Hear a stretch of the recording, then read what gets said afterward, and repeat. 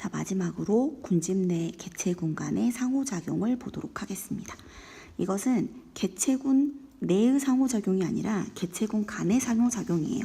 그래서 참새끼리, 여우끼리 하는 상호작용이 아니라 참새와 까치, 여우와 토끼, 민들레와 메뚜기 사이의 상호작용이라고 이해를 하셔야 되겠습니다. 개체군 간의 상호작용 중에서 첫 번째로 등장하는 것이 경쟁입니다. 경쟁. 우리 경쟁이 뭔지는 다 알고 있죠. 근데 이런 경쟁은 생태적 지위가 비슷한 두 개체군 사이에서 일어나게 됩니다. 그래서 생태적 지위가 비슷하니까 먹이와 서식 공간을 서로 차지하기 위해서 경쟁을 하죠.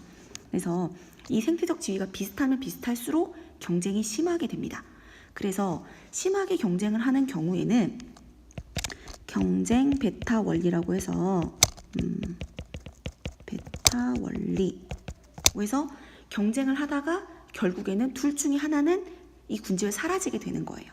그래서 둘이 공존하지 못하고 살아남는 애들은 군집에 남게 되지만 버티지 못하는 개체군의 경우에는 다른 군집으로 옮겨가거나 아니면 전부 다 없어지는 거죠. 네, 죽는 거죠. 네, 이런 경우를 우리가 경쟁이라고 합니다.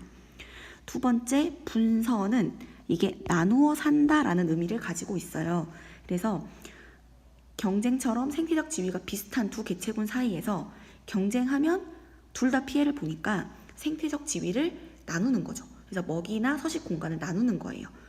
아까 그 먹이 그물에서 보면 딱 내가 먹이를 하나만 먹는 건 아니잖아요. 한 종류만 먹는 건 아니니까 그래 그러면 토끼는 네가 먹어. 그럼 작은 새는 내가 먹을게. 이런 식으로 먹이를 나누거나 아니면 하나의 나무에서 너는 줄기 쪽에 살아. 나는 제일 위쪽 가지에 살게. 이런 식으로 서식 공간을 분리하거나 이런 식으로 나누어 살면서 경쟁을 좀 줄이는 것. 이것을 우리가 분서라고 합니다.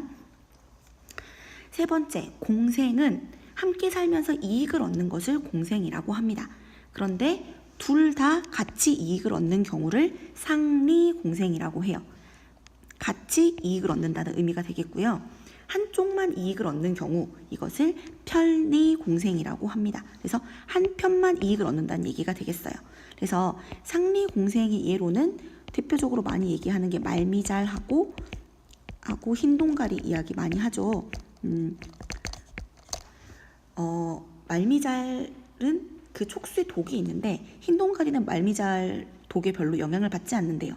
그래서 이 흰동가리가 자기 그 서식지를 지키기 위해서 말미잘을 뜯어먹는 다른 물고기를 쫓아내거나 아니면은 흰동가리가 먹이를 먹으면서 주변으로 떨어지는 것들을 말미잘과 같이 나누어 먹거나 그리고 흰동가리를 잡아먹는 다른 포식자들은 말미잘 독 때문에 가까이 오지 못하기 때문에 서로가 서로에게 이익을 주는 관계라고 할 수 있습니다. 상리공생 관계가 되겠고요. 편리공생 관계는 한쪽은 이익을 봐요. 그런데 다른 한쪽은 이익도 손해도 없는 관계. 이것을 편리공생이라고 합니다. 그래서 거북이하고 빨판상어 이 둘을 나눌 수가 있겠는데요. 빨판상어는 상어들 중에서도 크기가 좀 작은 편입니다.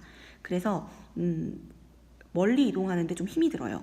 그런데 거북이는 여러분 큰 거북이는 진짜 크거든요.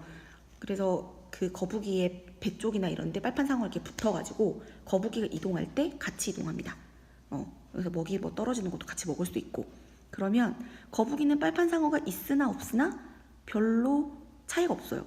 네, 빨판상어 있다고 해서 특별히 득되는 건 없는데 빨판상어의 경우에는 거북이 덕을 많이 보는 거죠. 그래서 이런 경우를 우리가 편리공생이라고 합니다.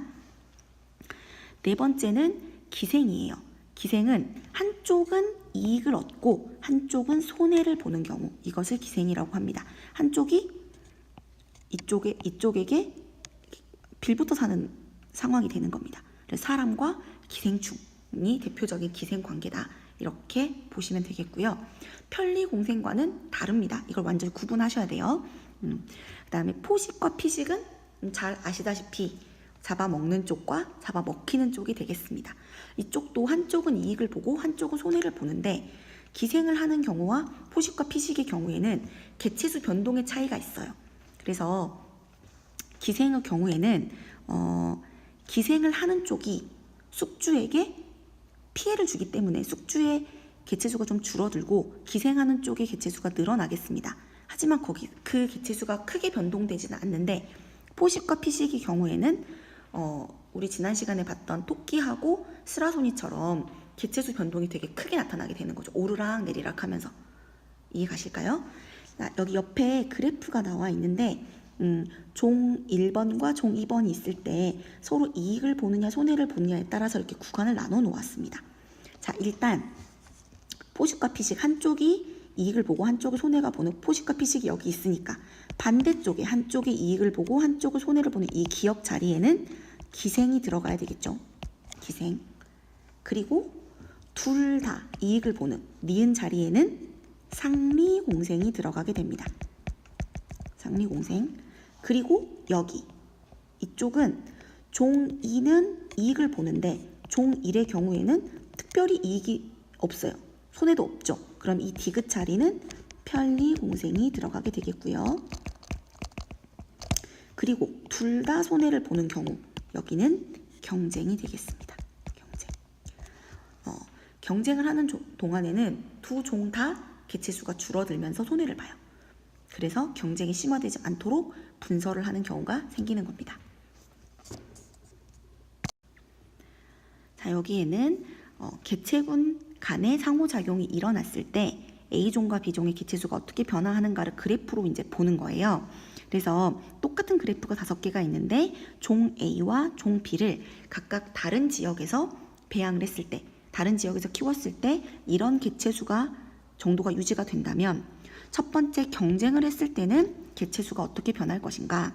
둘 다 손해를 본다고 했으니까 개체수가 줄어들어야겠죠. 그래서 A도 개체수가 줄어들게 되고 B도 줄어들어야 되는데 만약에 경쟁 베타 원리가 적용이 된다면 한쪽은 완전히 없어져야 되겠죠. 그래서 개체수가 줄어들다가 나중에는 아예 없어져 버리는 이런 그래프로 변하게 될 겁니다.